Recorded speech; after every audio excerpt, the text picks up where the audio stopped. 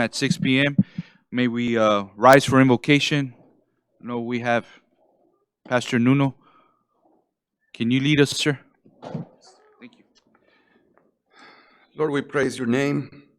We thank you, Lord, for the opportunity to come before you and dedicate this meeting to you.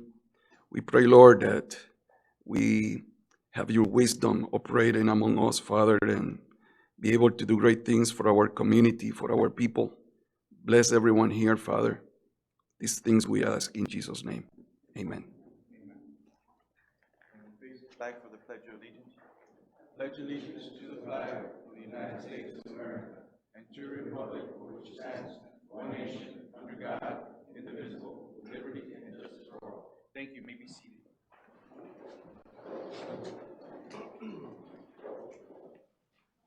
No public comments at this time? No. Mayor, Commissioners, good evening, staff, community members. The first item on the agenda, we have presentations, update on the new City of San Juan Transit Terminal Building, which is the City Hall. Today we have Mr. Oscar Cancino here to give us a presentation on that, or an update.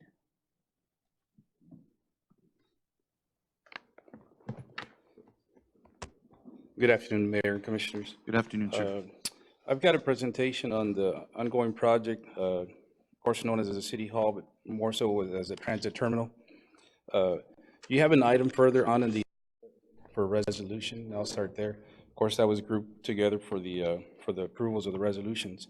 That's needed to move forward with the project, to start the funding allocation process from the funding entity, which is the Federal Transit Administration. With that in hand, they can then begin the release of funds to start the project. Before this, we were waiting on the approval for the environmental document, of course, the right-of-way appraisal that was done for the in-kind contribution, and other various documents that outline milestones, deliverables, and a sequence of how the project would be managed. Of course, the city has gone through that process. That's been submitted. It's been approved. And now we're on the next step of getting the committal from the actual city to the funding agency. And that includes the sale of bonds, which was done here previously. So in moving forward, once we get this part of the way of the resolution, we'll then move forward for the transfer of funds and then outline the interlocal agreement. And the way that would then come about would be to start the reimbursement process. So you don't wait for the construction. Typically, you wait until construction, start getting reimbursed from the program. Here, this way, we could actually start getting reimbursed up front as we move forward in procuring the professional services and go into the bidding and the construction process. So that'll be the next step after this, which would be to enter into agreement, which is the interlocal. Once it gets approved, then we can move forward with actually having the exchanges with the funding entity, which is, in this case, it's Valley Metro, but through by way of the Federal Transit Administration, which is the 5307 program that the grant got approved under. But other than that, we've cleared then the environmental. They've approved the in-kind for the property. There's a remaining amount of contribution of $235,000. So that will help cover and offset the 80-20 match, which is a total of $2.4 million for the project. And understand there's additional monies that are going to be committed, but that, as far as project controls towards the project with the agency, that is what we're looking at. And again, I recommend approval further on of the resolution to move forward with the funding part or mechanism of the project.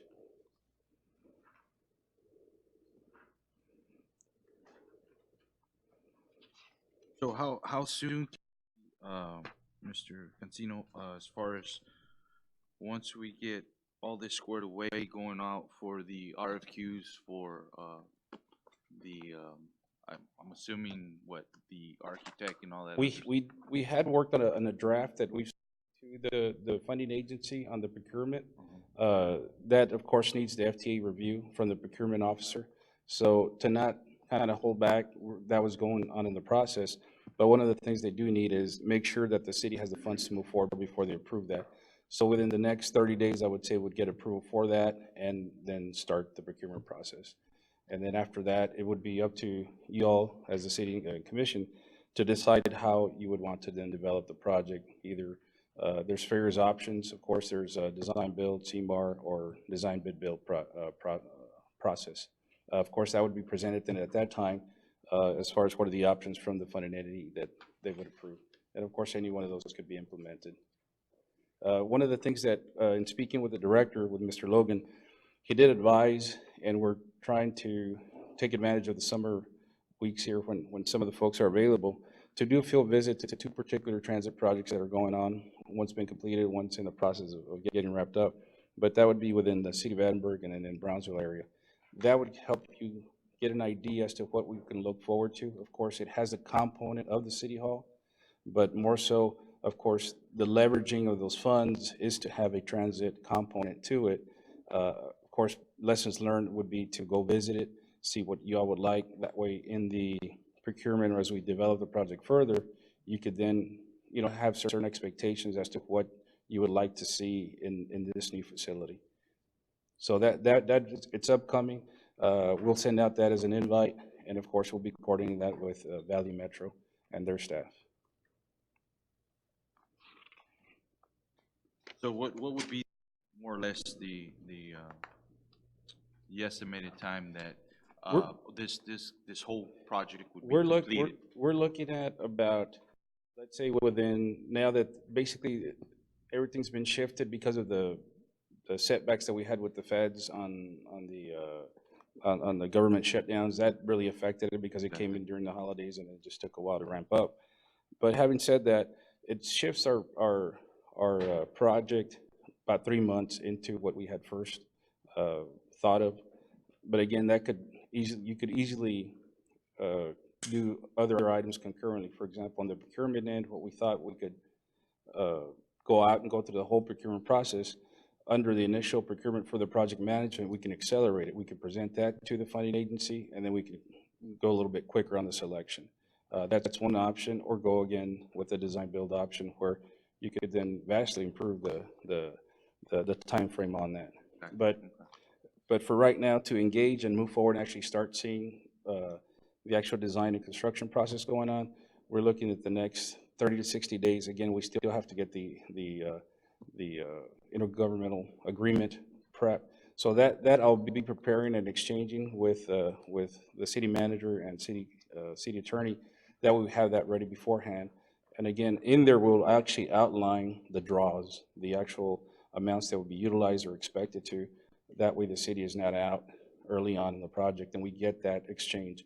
One of the important things in doing so is, again, with any construction project, any facility, you have a lot of upfront costs. So for the city to actually then have that on reserve and not wait for the reimbursement is very tough, because you have to then pay out and then get reimbursed later. So one of the advantages to getting the reimbursements up front for the smaller services, you already have that in hand, that exchange. So we would work with finance. We have developed what we call the project dashboard. We developed that early on in the project. That's going to allow city finance, myself as your consultant, and the finance entity to work together and having the proper documentation that we need to keep the records for the project as required. So that we can utilize for upfront for the development and also for the construction aspect. And that the city or even the public could have access to through what we call the window dashboard. It gives the status, the current outgoings, and reports on as to what's going on. So we hope to update once we enter into agreement, update that and make it available. And of course, that'll serve as a through the public involvement process. Any questions for Mr. at this time? No? No? You okay? Yeah, Mayor, if I may, now that Mr. Cancino is here, we can change the order of the day to move into the resolution. We only got one item. So, are you okay with that? Consider and approve the resolution to establish support between the Lower Rio Grande Valley Development Council and the City of San Juan for the City of San Juan Transit Terminal Project. Attached with the agenda, there's the resolution, and pretty much he just went over it.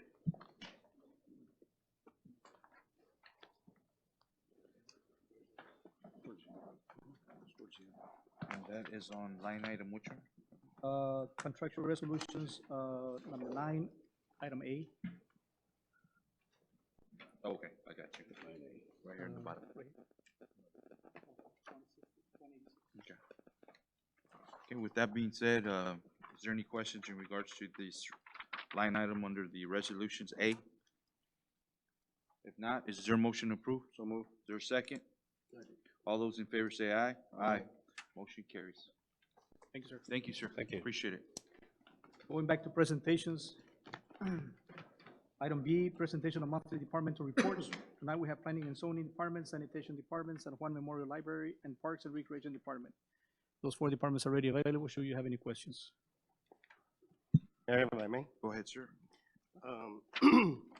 Mr. Escobar, it's not a question based on your report, but I know we spoke about the shades or the carports with this heat. I mean, it's unbearable sometimes to get into our vehicles. We have to kind of cool them down for a few minutes before we can even drive away. But there's been a lot of requests for those type of shades or carports in certain neighborhoods that apparently are not within the Yeah. establishment date. There's an was ordinance that they affected. adopted. Right. If it's an older subdivision, they're allowed, but currently they have to meet the 20-foot setback in the front of Correct. the So property. I don't know if anybody on the commission would agree with me so that we can go ahead and have them look into options that we can back to the commission as far as allowing those shaded areas, those carport areas for those residents that don't have. Right? Exactly. I'm for going ahead and look into other We can options. look, yeah, we can look into that. Some of the problems we have are, if you add more structures, there's gonna be more construction on that lot, so you can get more rain runoff that will go to your neighbors, and those are some of the things that's why there is those setbacks, but we can look into that. Por favor. Yeah. Thank you, sir. Then, Mr. Garza, on your report, I know you've been showing us numbers as far as contacts and complaints. What are you referring to when you list those as far as complaints about that you're receiving about our department or complaints that you're receiving about?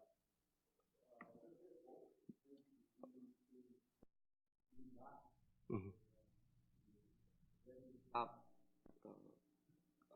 Basically concerns over stuff that is happening in their neighborhood.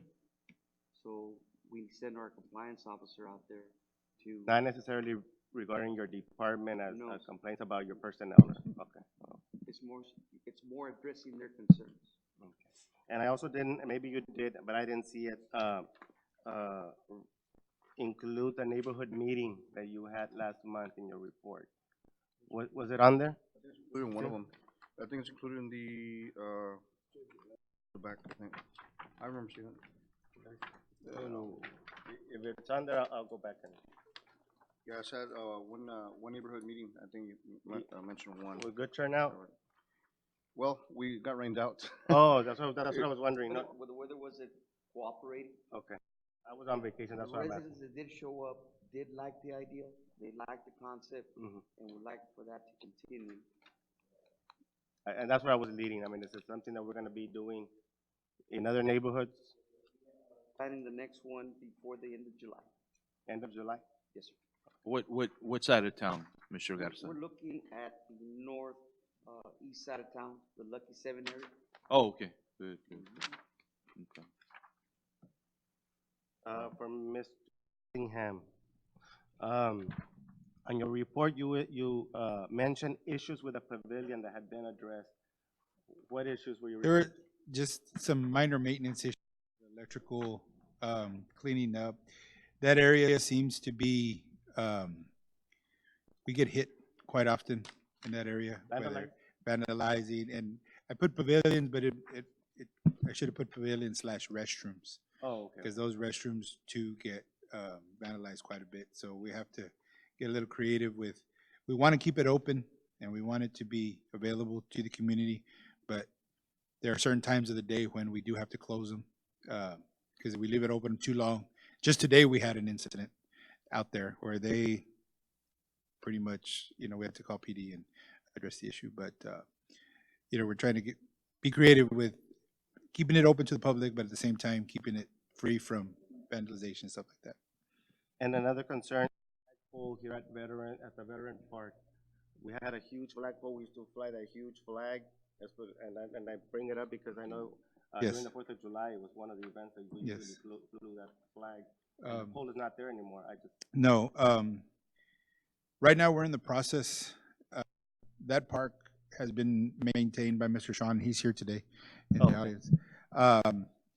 We're in the process of getting it deeded over to the city where we take full control. But going back to that pole, there was a very big pole, and it was kind of, how do I explain it?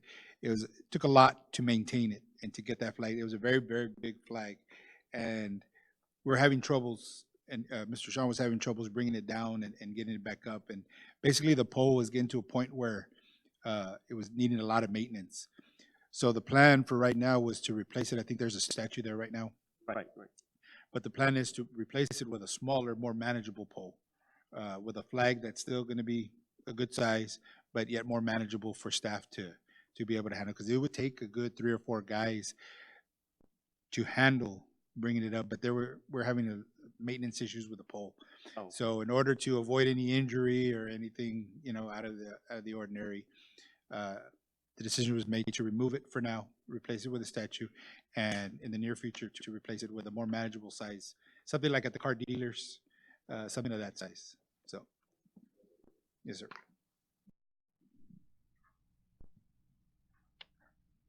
Ms. Enriquez, on your report, municipal court, detailed report, you show, of course, the comparison from 2017, 2018, and 2018, 2019. There's some numbers at the bottom next to the judges' names. What do those numbers reflect?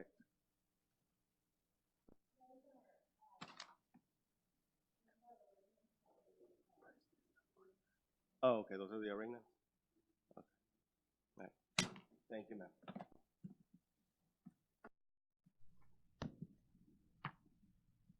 That's all I have.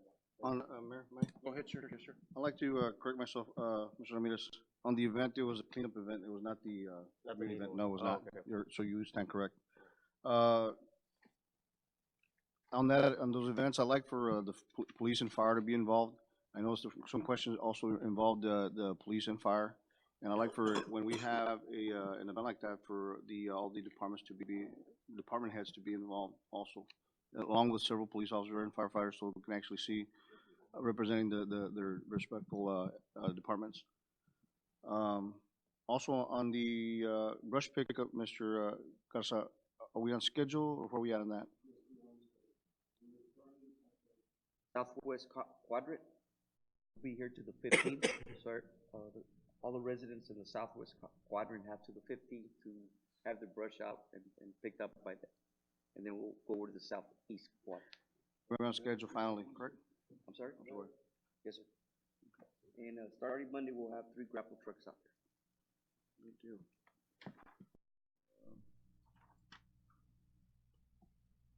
Okay, that's all I have.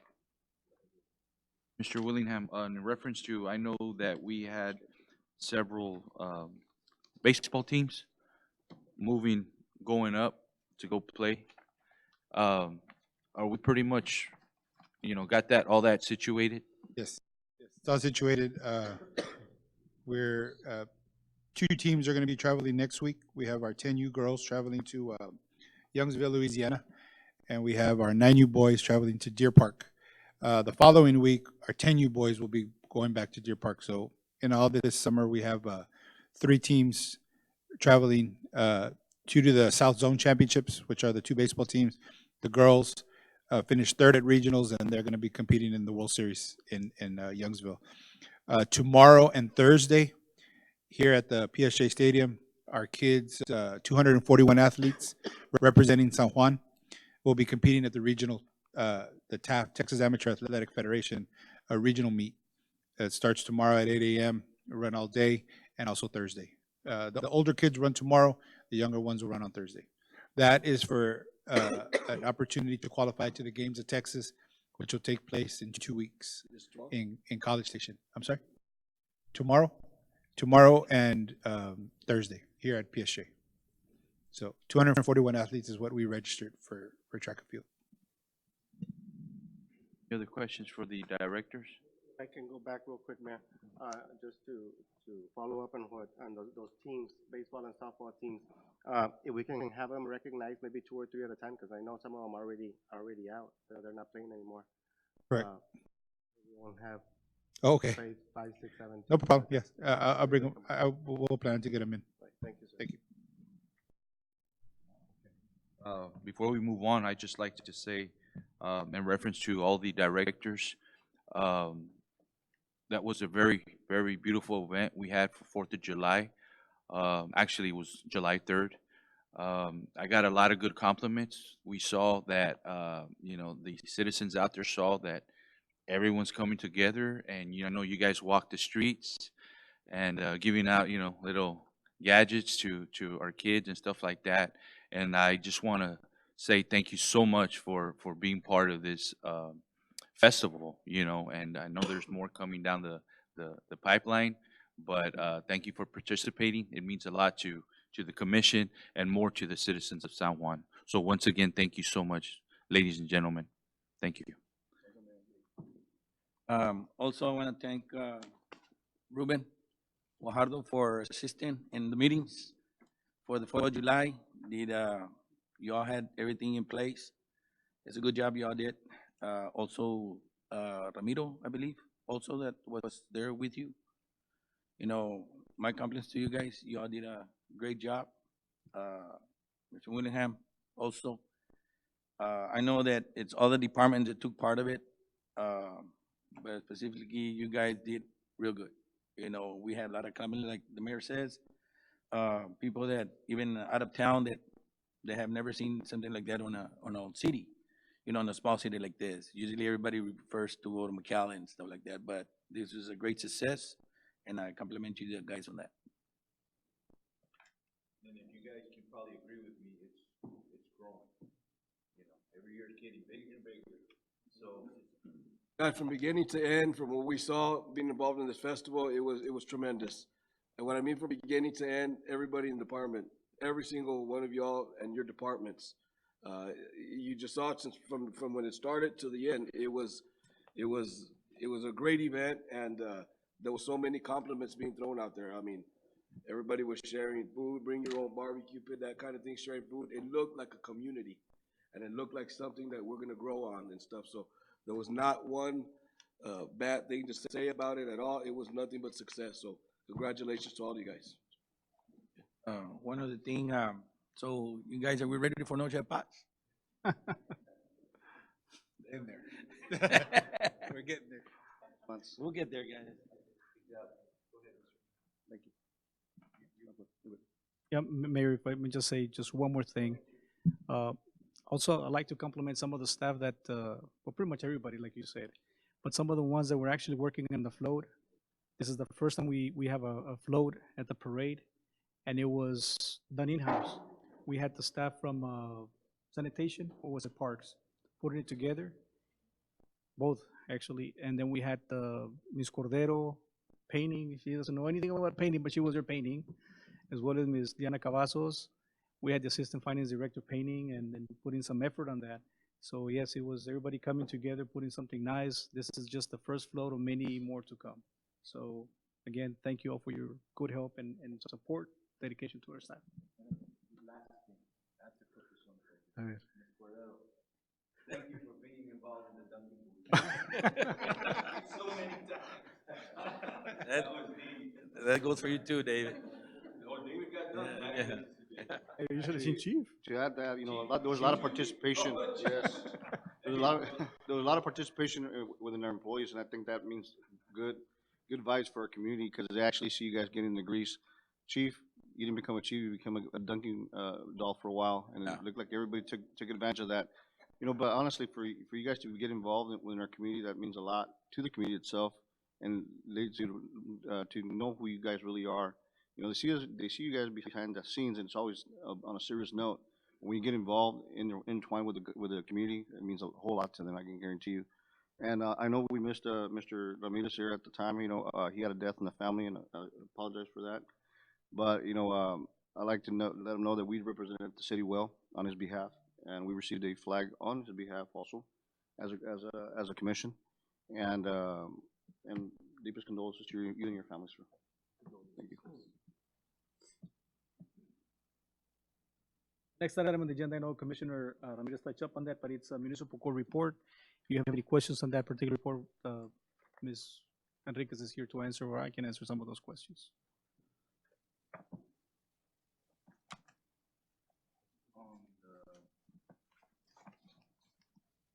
On the code enforcement report now, I see here that these, I mean, obviously there's violations, right? My question to you is have we collected any monies in regards to that? And I'm talking about the, just strictly for code enforcement.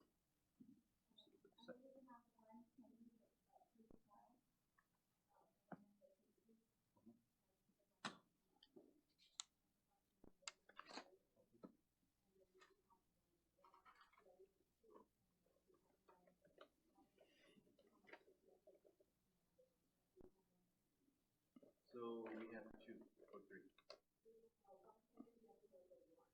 We have two. That one that's pre-warned, so it could either be fined or clean up remove the tax because it's a residential vehicle. So actually, you said we only have 3 for code enforcement, or we have had more? For the month? And that's from May and June?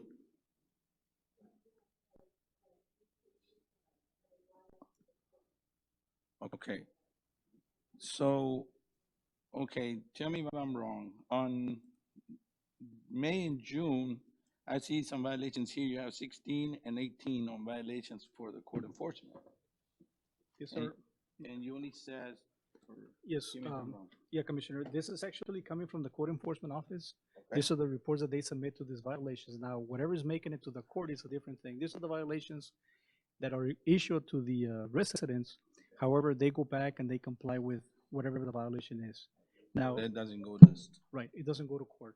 The only ones that have gone to court are those 3, which actually there's 2 from April, 1 from June. So what I'm getting at by what Ms. Enriquez is saying is that from the month of January 2019, now, correct me if I'm wrong, from 2019 all the way to June 2019, we have 3. Cool, 3. Got it. Mayor, one for May, one for June, actually one from April, one from May, and then there's one from the month of July. So I don't know if you want to add that one for that one's in July, yeah. So actually 2 and 3 for this month. Okay, and for the one for Mr. Garza, also on violation notice, you gave me an 84 and citizen warnings contract also for 309. Had contact with parents or with the people, with the residents. At the 84, none of them went to the. No, sir, those the code violations are, enforcement like, Mr. Arjona explained, residents come back and they do comply. They do comply? Okay. Any other questions? And now we'll go ahead and move on.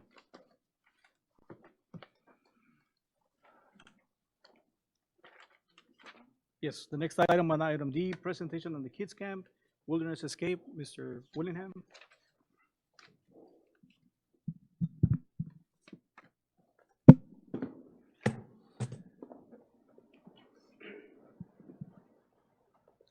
Good afternoon, Mayor, Commission. Good afternoon, sir. I just want to do a small presentation on a kids camp that we have coming up this Saturday over at the wetlands. As y'all know, we've been cleaning that park up. A couple of months ago, we had Earth Day, where the students from PSJ came over and continued that effort. Since then as well, we've had a portable building brought over to the location, and staff's been working on that. We've got electricity up, aircon running. Now we're finishing up a few details on the entrance doors. But this Saturday, we're going to be having a kids camp out there from 10 to 2 p.m., 10 a.m. to 2 p.m. We're gonna have food, we're gonna have door prizes, games, small little Bible camp, and really to show off the area, get kids outdoors. And with me here today is Dr.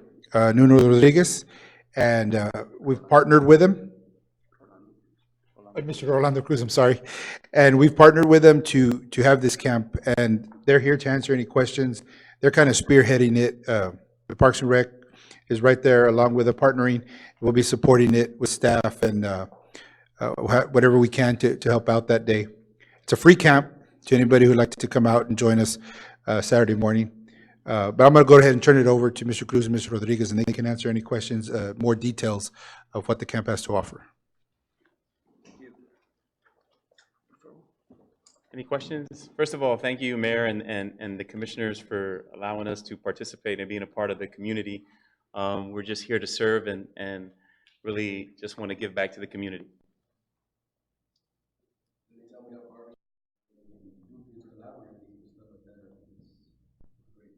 Thank you. What exactly would the kids be doing? Like, is there like some kind of little agenda that, you know, the kids are going to be following, or it's just, are they just going to go out and just? No. First in the morning, first thing at 10 o'clock, there's registration. After that, there's going to be a small Bible camp. After that, we're working with the fire department. They're going to be giving a presentation on, the police department's giving a presentation on bullying. The fire department is also going to give a presentation on safety. And then we have a presentation with the recycling department.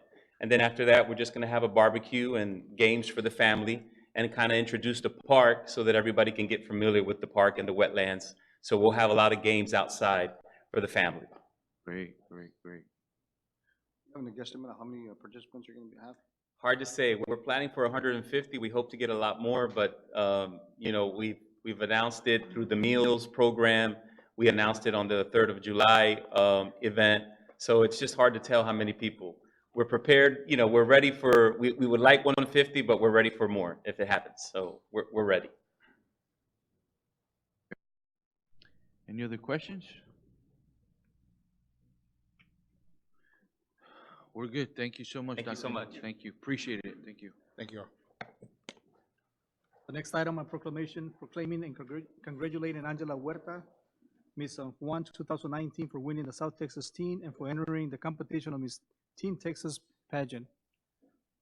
Mr. Carr. Mayor, Commissioners, again, my name is Adrian Carr. I'm president of the Lions Club here in San Juan, and it is my honor to present to you our Miss San Juan, Angela Huerta, who also happens to be Miss South Texas Teen. Nice. Yes, and she'll be representing our city, and she'll also be representing South Texas at the Miss Texas Teen USA in Houston, Texas on November 29th through December 1st. So we want to wish her well. She's done a great job as Miss San Juan. You know, she was out there July 3rd, walking around, meeting the people, and you know, just, you know, saying hi to the kids and everything, and her along with the rest of the court, Anissa Garcia is here as well. They've done a phenomenal job, and I just want to wish her well. And you know, I know that I'm super proud of her. I know Mr. and Mrs. Huerta are here as well. I want to thank them for always bringing Angela to our events, and again, just want to congratulate her and wish her well. So thank you all. Angela. Thank you. I want to say thank you for all of the support the city has given me, and to my parents as well. And to Mr. Carr, thank you. My sister Queens, Anissa, and Jackie, who could not make it, but I know I want to thank her too. But yes, I will be representing the city of San Juan and South Texas at the Texas Teen USA, and just hoping for the best. Good. Thank you so much. Well, just go ahead and you can stay there. I'm going to go ahead and read the proclamation. So at this time, under Angela Yvette Huerta, Miss South Texas Teen, whereas San Juan Community Lions Club is a nonprofit, city-based organization that is formed in February 2016 by a group of individuals interested in giving back to the less fortunate citizens of San Juan. And whereas the club saw the need to establish a beauty pageant so that young queens in San Juan will have an opportunity to become role models, help build character, self-esteem, and to make history in the community. And whereas on October 2018, a new royal court was selected to represent the city of San Juan, where Angela Yvette Huerta was crowned Miss San Juan 2019. And whereas the commission and residents of the city of San Juan want to congratulate Angela Yvette Huerta on the winning of South Texas Crown, and whereas the San Juan community will be represented by Miss San Juan at Miss Teen Texas competition in November 29 in Houston, Texas. And whereas the Queen has a great responsibility to represent not only the city San Juan, but South Texas region. And whereas the San Juan City Commission is proud to have San Juan native to represent the Rio Grande Valley in a state category of Miss Teen Texas. Now, therefore, be resolved that I, Mario Garza, by the power vested in me as mayor of the city of San Juan, along with Mayor Pro Tem Lenny Sanchez, Commissioner Jesus Jesse Ramirez, Commissioner Ernesto Neto Guajardo, and Commissioner Marky Viegas, hereby issue the 9th day of July 2019 this proclamation to Miss South Texas teen Angela Yvette Huerta. Congratulations, ma'am.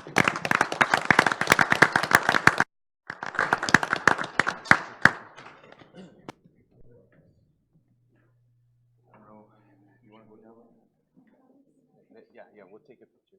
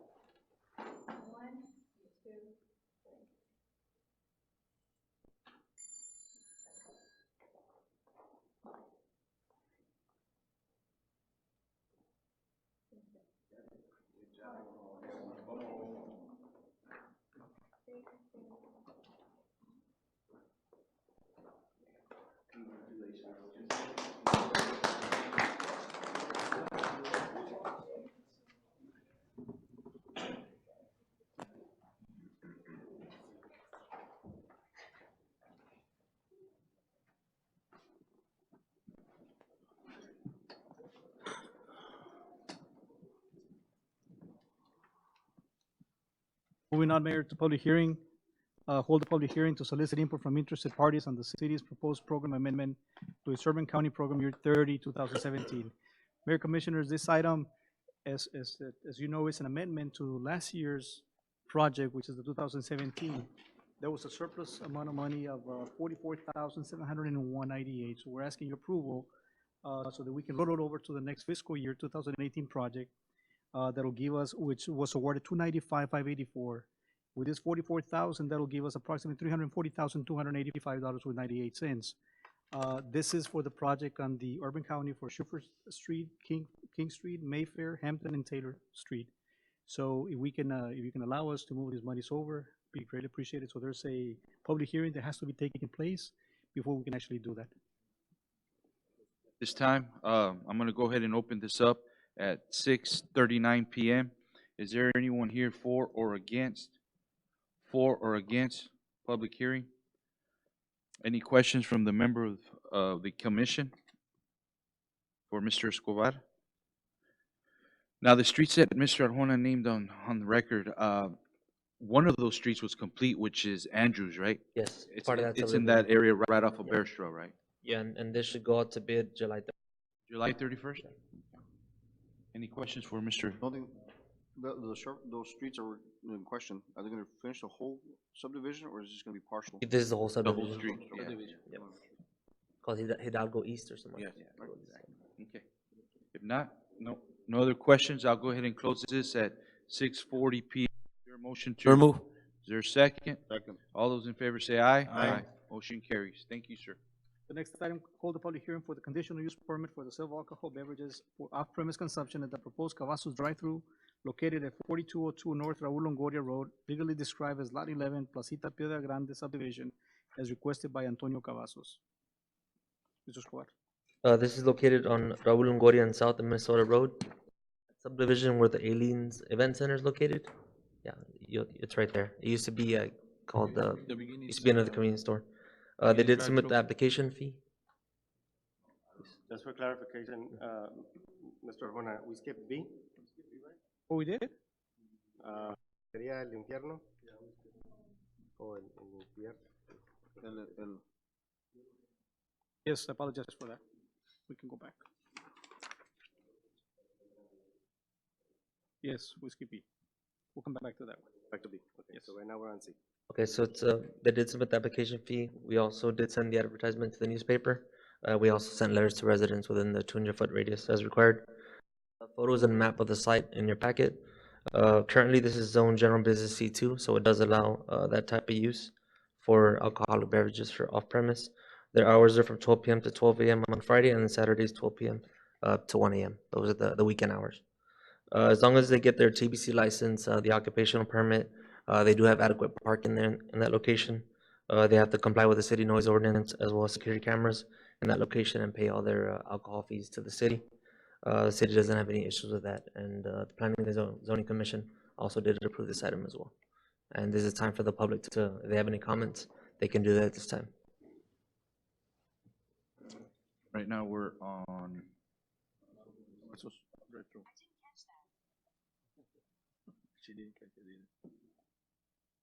We're on C. Okay, at this time, I'll go ahead and open this up at 6:42 PM. Is there anyone here for or against? For or against? Any questions from the commission for Mr. Escobar? If not, I'll go ahead and close this at 6:43 PM. Is there a motion approved? So move. Is there a second? All those in favor say aye. Aye. Carries. Thank you, sir. Now we're going back to B. Going back to item B, hold a public hearing for a conditional use permit for the sale of alcohol beverages for on-premise consumption at Taqueria El Infiernito located at 205 West Nolana Avenue Suites 1 and 2, legally described as Lot 1, San Juan Plaza subdivision as requested by Little Health Taco LLC. It's located on Raul Longoria and Nolana Avenue. The Delia's Tamales is on the south side of that. There's actually a new plaza that they built there. It looks really nice. Yeah, they're gonna probably add some more businesses. I think another one, an event center had gone into there, and then there's a few more suites that they can add more businesses. This is Is that the new plaza they did yes, on the yes, sir. south side? Yeah, it's really good. This is submitted by Luis Valencia. They also did submit the application fee. We also did send the advertisement as well as send letters to the public. It's also zone general business C2, and their hours would be from 12 p.m. to 12 a.m. This for conditional use permit for on-premise. So they're just an existing restaurant. Now they want to add that to have mixed beverage there. This time, I'm gonna go ahead and open it up at 6:44 PM. Is there anyone here for or against? For or against? Any questions from the members of the commission? My Mayor? Go ahead, sir. I did notice that they submitted their application back in March. Yes. Why was the delay? What was the delay on? They probably wanted to hold off They wanted on to the hold- yeah. Oh, That could be it. But I have to look back to see exactly what happened. oh, okay. Yeah. Yeah, okay. Thank you, sir. Any other questions? Not, I'll go ahead and close this at 6:44 PM. Is there a motion? So move. approved? All those in favor say aye. Aye. Motion carries.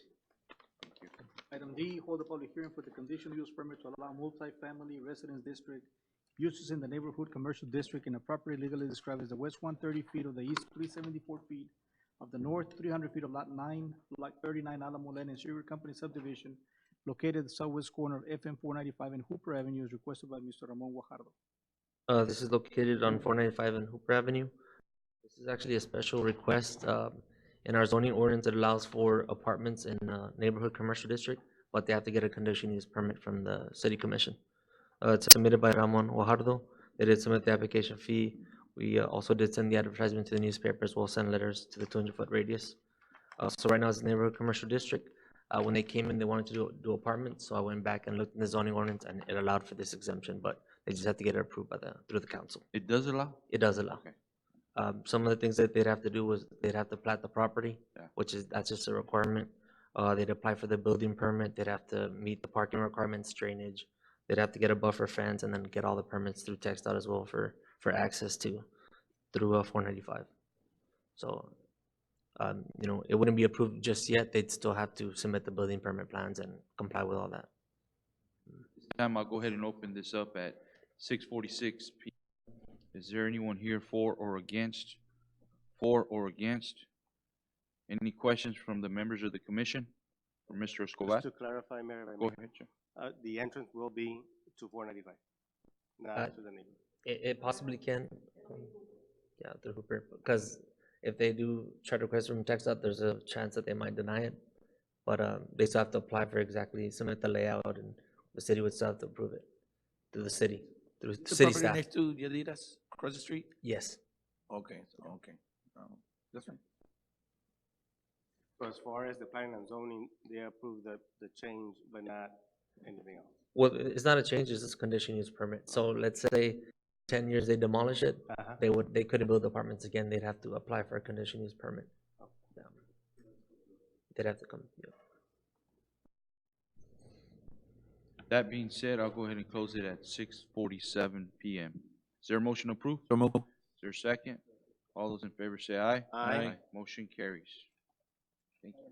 Item E, hold a public hearing for the rezoning request for multifamily residence district to general business district for a property legally described as the west 60 feet of the east, 262.73 feet of the north, 100 feet of the south, 145 feet of lot 8, block 35, Alamo Lane and Stewart Company subdivision, located 512 East Second Street, as requested by Enrique Escalante.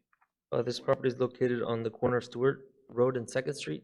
There's currently an existing, I believe it's a car dealership, a small car dealership there. This is submitted by Enrique Escalante. They also did submit the application fee. We also did send letters to the surrounding neighbors within 200-foot radius, as well as a newspaper advertisement. Currently, it's zoned general business C2, the property that they're at, so they want to rezone the property to the west. They purchased it, so they want to extend their business a little bit more. So that zone change would be continuous. There's no issues with that actual zone change. Some of the businesses that are allowed, retail businesses, heavy equipment sales, hotels, retail sales of automotive parts, printing shops, things of that nature. So if anyone in the public has comments, they can do that. Excuse me? If anybody has comments in the public, they can do that also. I'll go ahead and open this up at 6:48.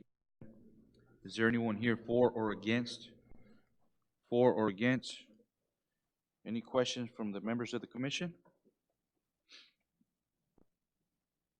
No?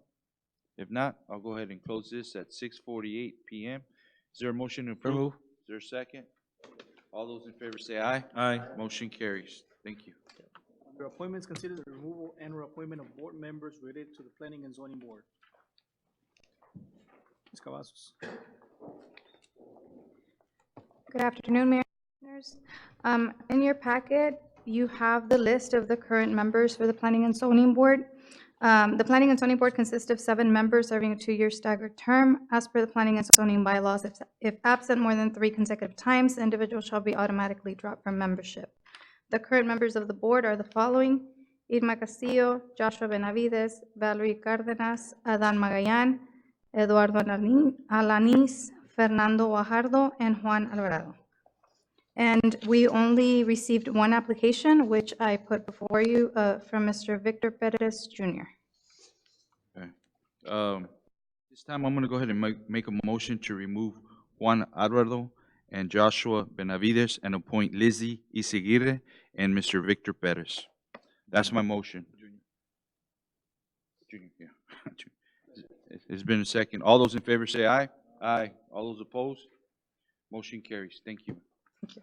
So next one under item B, consider the removal and or appointment of the Lower Rio Grande Valley Development Council. Ms. Cavazos.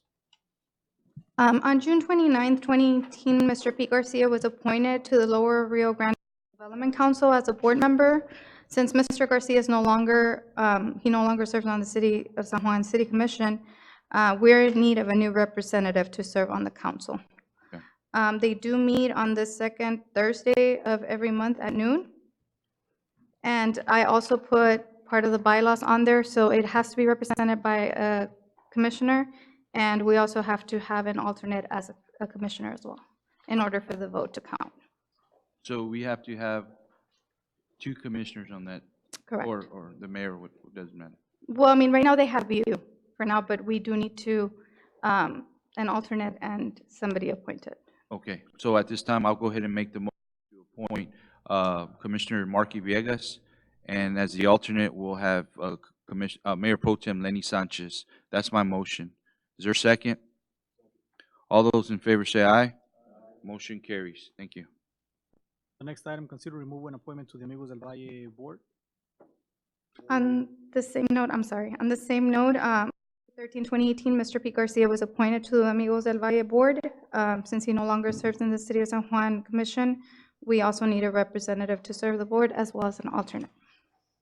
Because we didn't have an alternate for this one. An alternate? They're asking for one. An alternate as well? Okay. I'd like to make a motion to Mayor Mario Garza. I'll go ahead and second that. Alternate as well, right? Yes. And, yeah, no, for the alternate, I was gonna amend it, right? For the alternate, I'd like to appoint Mayor Pro Tem Lenny Sanchez. That's your motion? I'll go ahead and second that. All those in favor say aye. Aye. Motion carries. Thank you. Thank you. Item D, consider the removal and or appointment of a member of the Hidalgo County Metropolitan Organization Transportation Policy Committee. Also on the same note, Mr. was appointed as an alternate for the Hidalgo County Metropolitan Organization for the Transportation Policy Committee on December 11, 2018. Since he's no longer part of the commission, we need an alternate appointed as well. So this is an alternate for the MPO. Yes. At this time, I'll go ahead and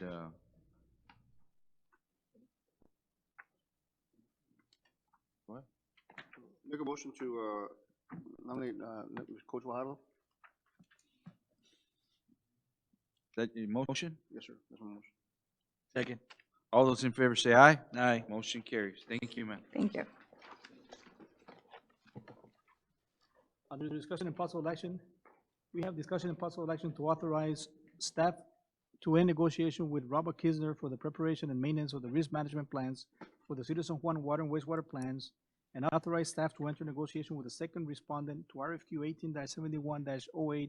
18-71-08-01 Municipal H2O, and authorize the city manager to execute all related documents and budget amendment as needed. Mr. Salinas. Mayor, Commissioners, back on August of 2018, we brought to the board two respondents that submitted for the preparation and maintenance of the risk management plans for the water and wastewater treatment plants. Robert Kistner was selected. We did try to negotiate with Robert Kistner. Unfortunately, their price is a bit too high for my liking, so I'm recommending that we cease negotiations with Robert Kistner and move on with our second respondent, which was Municipal H2O. Just to let you know, Robert Kistner submitted a proposal to do an evaluation in the 20K range, and that's just to do the evaluation, not to put the RMP together. Municipal H2O, when they submitted their statement of qualifications, included the cost to prepare the plans, which is $12,900 for the entire process. So I'm recommending that we end negotiations with Robert and move forward with negotiations with Municipal H2O. Questions for Mr. Salinas at this time? If not, is there a motion to approve? I so move. Is there a second? Second. All those in favor say aye. Aye. Motion carries. Thank you, sir.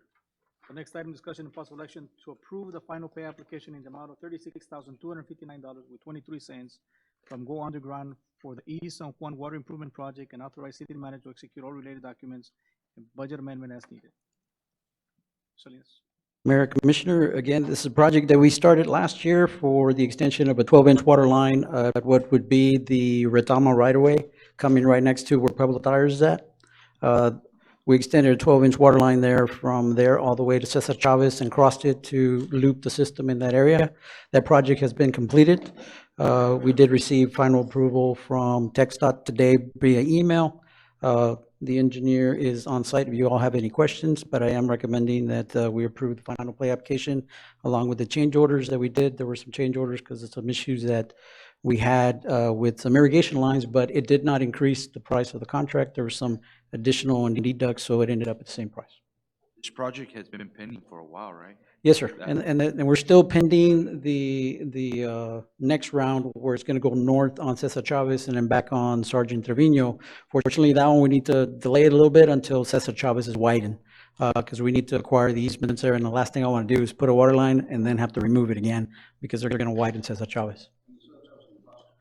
Yes, it's under design right now. I believe they're still waiting on environmental clearance. It hasn't been completed yet. In fact, I'm hoping to set up a meeting with LNG, the engineer on that project, hopefully next week or the week after next, because there's some issues on some alignments of our existing infrastructure in right-of-way. And unfortunately, the funding that's being provided by TxDOT does not cover the relocation in right-of-way, only in easements. So that's a cost that we're going to have to bear. So we're trying to get a handle of what that number is going to be so we can bring it to commission to let you all know how much it's going to cost. I'm sorry?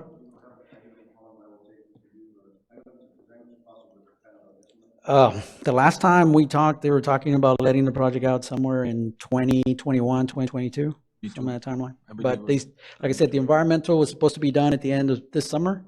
And then after that, without the environmental clearance, they can't start acquiring the additional right-of-way. So they still have to go through the process of acquire the right-of-way after the environmental. So that's going to take a while, so unfortunately. If y'all have any questions, the engineer is present for the project. Okay, with that being said, is there a motion to approve? Is there a second? Second. All those in favor say aye. Aye. Motion carries. Thank you, sir. Thank you. Item C, preliminary and final plat approval of the shops at HEB being a replat of Lot 3, HEB San Juan, Unit 2 subdivision located approximately 600 feet east of Veterans Boulevard along the south side of Frontage Road is requested by Melton and Hunt, Inc. Mayor Commissioners, this is the development on the property where HEB is located at, on the frontage and Veterans Boulevard. This is submitted by Melton and Hunt. It's a 3-lot expressway corridor district subdivision. There is city water that's going to be extended. It's a 12-inch loop that will be extended.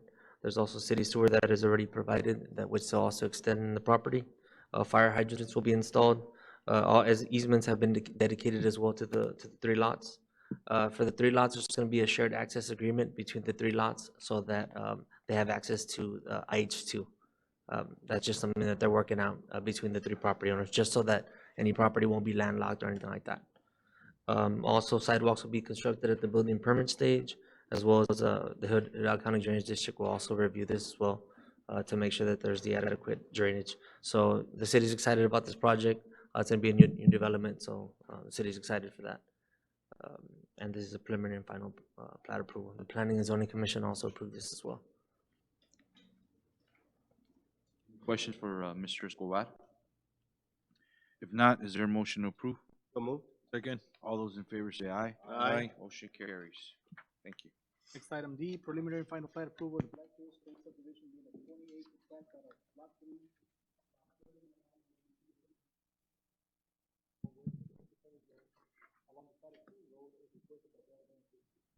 3. This is Black Hills Estate subdivision. This is located on Cesar Chavez and Sioux Road.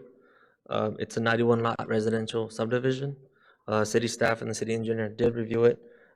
They will extend the 8-inch water line. They're going to loop it on through all the subdivision. There's also city sewer that's existing that they'll also extend as well.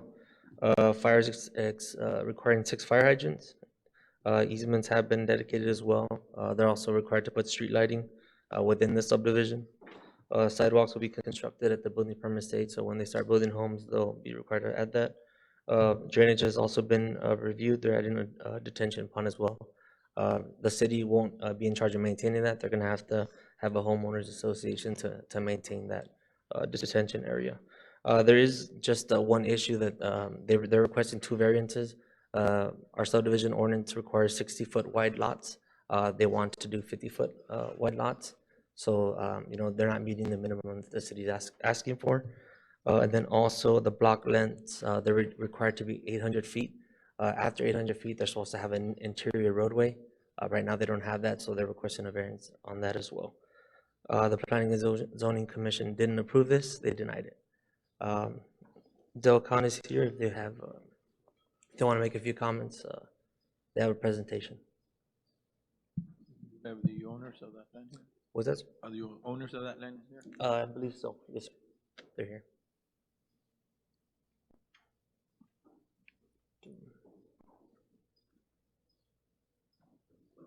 You said the planning and zoning denied it? They denied it, yeah.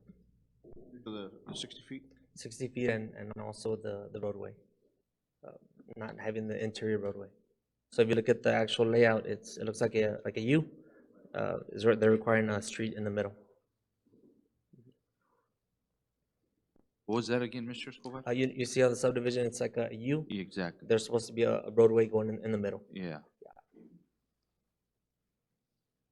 And that's part of the subdivision ordinance requirement.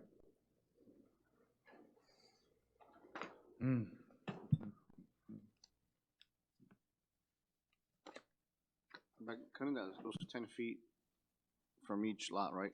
Oh, yeah. And that's gonna benefit in what way, if you don't mind me asking? They can get more lots or. Can you go ahead and explain to us more or less what you guys trying to do? Good afternoon, Mayor, Commissioners. Afternoon, sir.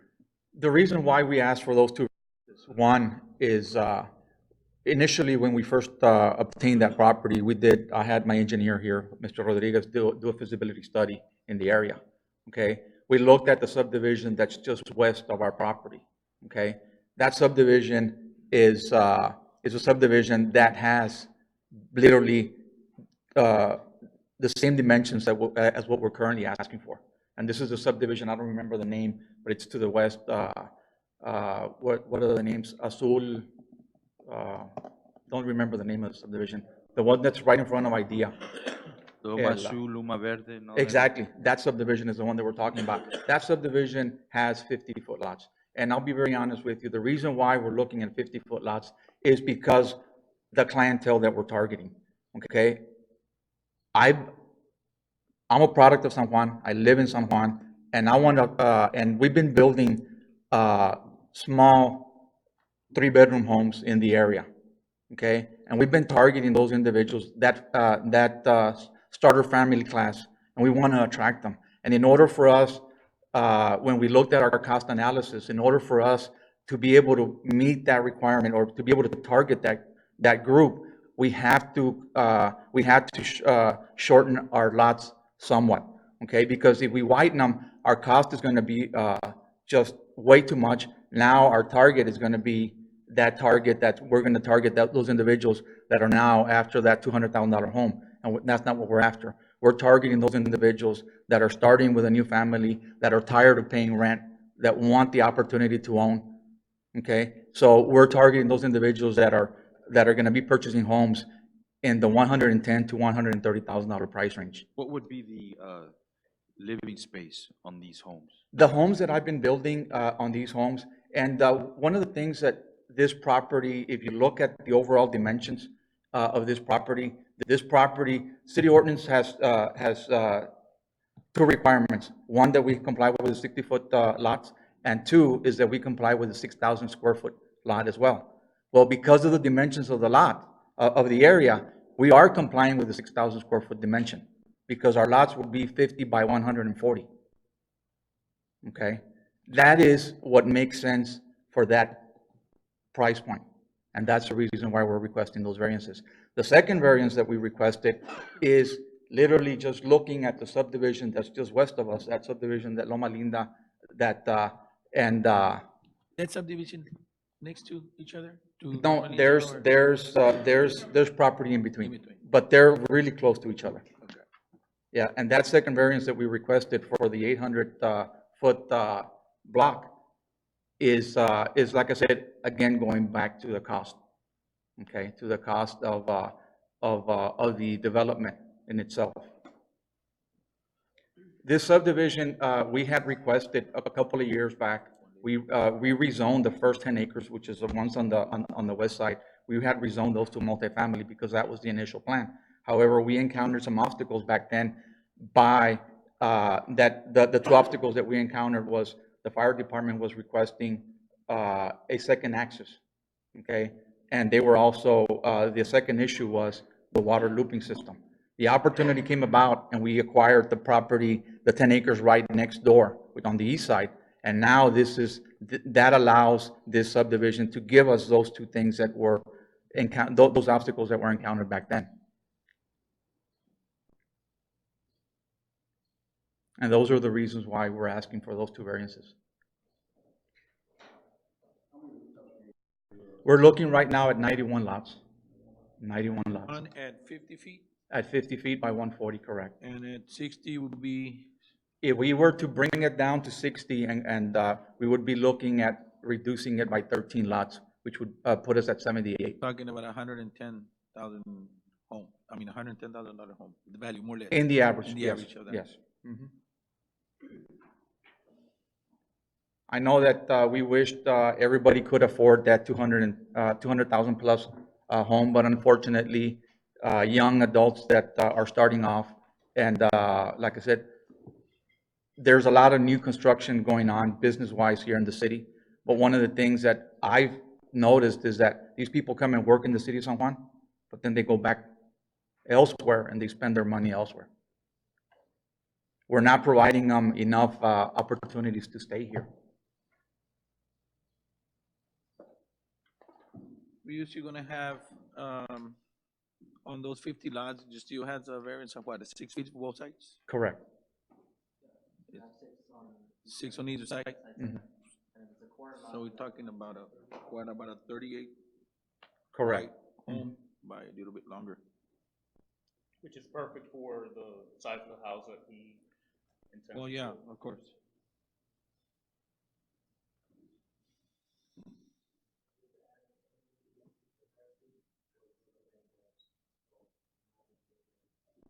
Was that an annex subdivision?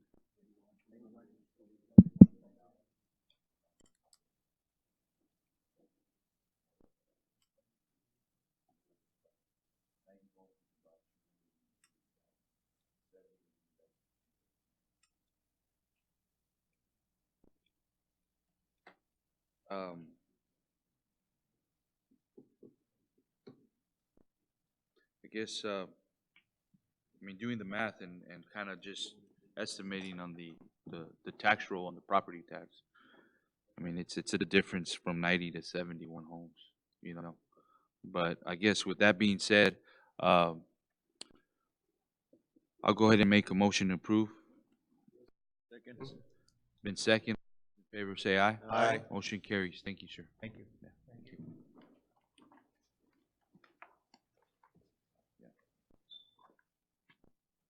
Next item under item E, discussion and possible action to authorize city manager to solicit bid for water and waste supply, chemicals, sludge disposal, lab services, and annual calibration services. Mr. Salinas? Good evening, Mayor, Commissioners. It's that time of year for us to go out for bids for the supply of water, chemicals, wastewater chemicals, sludge disposal services, and electrical services. Our current contracts were put out for bid back in 2017, and we had the option to extend them for 2 years. That ends at the end of September, so I'm requesting authorization to go ahead and solicit for bids for all these products and bring them back to you before the end of August, so we have contracts approved by October 1st. Questions for Mr. Salinas? Is there a motion to approve? Second. All those in favor say aye. Aye. Aye. Motion carries. Thank you, sir. Thank you. We already did A, right? B now.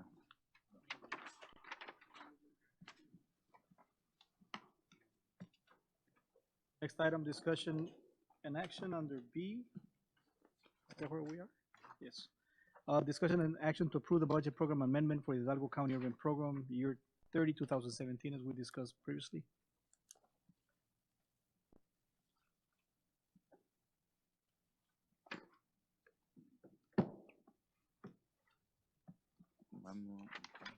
Okay. Same thing, Mr. Yeah, Gomez? it's the same thing. Motion to approve? All those in favor say aye. Aye. Motion carries. Item C, consider resolution to approve the water line access agreement between the North Alamo Water Supply Corporation and the Hidalgo County and the city of San Juan. Mr. Escobar. Mayor Commission, this is just an agreement with North Alamo Water Supply Corporation, basically for fire protection, in case the city has to use that.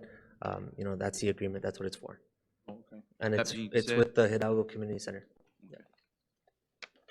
Is there a motion approved? So moved. Is there a second? All those in favor say aye. Aye. Motion carries. Consider resolution to approve water line access agreement between the North Alamo Water Supply Corporation, Gerardo and Blanca Garza, and the city of San Juan. This is for Gargo subdivision. This was approved on January the 8th. It's a commercial building, and they're also required to have this agreement with the city and North Alamo Water Supply, and it's also for fire protection. Is there a motion approved? Second? All those in favor say aye. Motion carries. Thank you. Under consent agenda, we have considered second final reading for the ordinance of the plan for the city of San Juan, envision in our future, and meeting minutes for November the 13th, 2018, February the 26th, 2019. This time, is there anything that we need to pull out or amend under consent agenda? If not, is there a motion approval? Is there a second? All those in favor say aye. Aye. Motion carries. Under executive session, the San Juan City Commission will convene executive session in accordance with Texas Open Meetings Act, Vernon, Texas Statutes and Codes Annotated Government Code 551, pursuant to section 551.074, personal matters, discuss the appointment, employment, evaluation, reassignment duties, discipline, dismissal, public officer, employee, Judge J. Zambrano. At this time, is there a motion to go into executive session? Second? All those in favor say aye. Aye. We will be going to executive session at 7:12 p.m.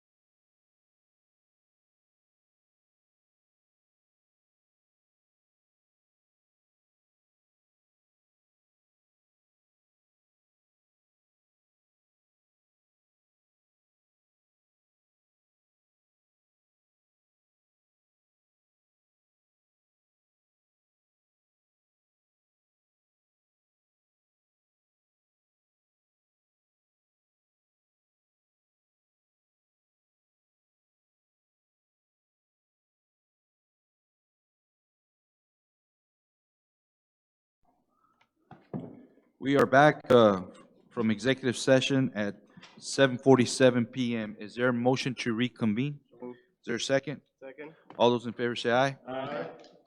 Back on. I'd like to make a motion to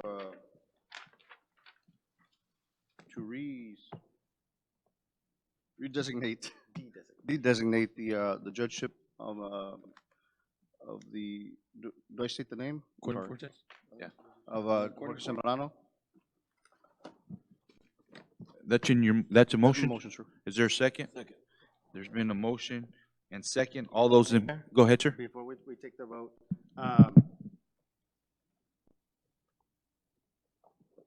based on the information that we received today, it does show that we have not generated enough funding for the third judge's position that we were hoping to put into effect.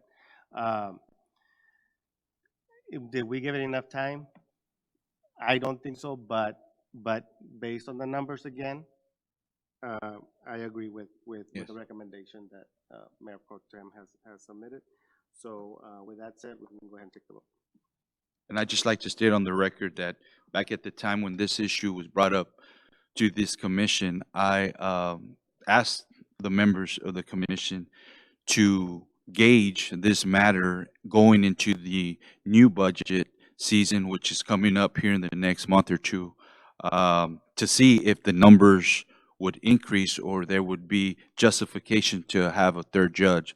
Obviously, tonight, this evening, shows that these numbers do not show at all. Based on the discussion with Mrs. Enriquez, she mentioned that there was only 3 code enforcement violations. 2 of them are pending, 1 was dismissed, if I'm, right. But I'd just like to state that on the record. You have anything to say, Mr. Guajardo? No, sir. If not, Again, back to what was said, based on the time that the code enforcement officer has been in place and the judge, which has been 3 months. there's been a motion by Lenny Sanchez, second by Commissioner Marky Viegas. All those in favor say aye. Aye. All those opposed? Motion passes. Is there a motion to adjourn? So move. Is there a second? Second. All those in favor say aye. Aye. This meeting has been adjourned at 7:50 PM.